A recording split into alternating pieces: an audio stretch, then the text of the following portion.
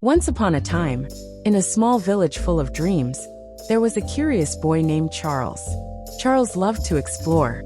Every morning he put on his backpack, hung his magnifying glass around his neck, and said to himself, "Let's see what I will discover today." One day, while walking in the forest behind his house, he found a shiny green stone on the ground. The stone was so shiny that it sparkled in the sunlight.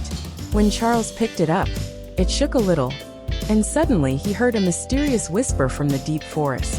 It was as if the stone was saying the name of a place, Green Island. Charles decided to find this mysterious place and immediately set off. First, he walked through the green forest. He met talking trees. The trees taught him to be patient. You can't know everything right away. Sometimes waiting is part of learning, they said. Then he came across a wide river. The water was flowing very fast. There was no bridge, but there were big stones over the river. Charles carefully walked across the stones. He didn't hurry, he planned every step. This taught him not to act too quickly, and to think before moving. Just as Green Island appeared in the distance, the sky suddenly darkened. A giant bird flew down from the clouds, Big Wing.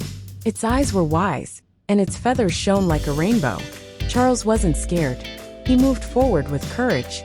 Big Wing looked at him and said, "Only those with a pure heart can enter this island." So Big Wing picked him up on its back, and they flew together to Green Island. The island was full of colorful flowers, shining waters, and friendly animals. But there was a problem. The island was slowly dying. The colors were fading, and the rivers were drying up.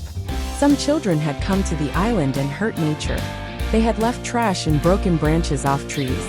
Charles immediately started working.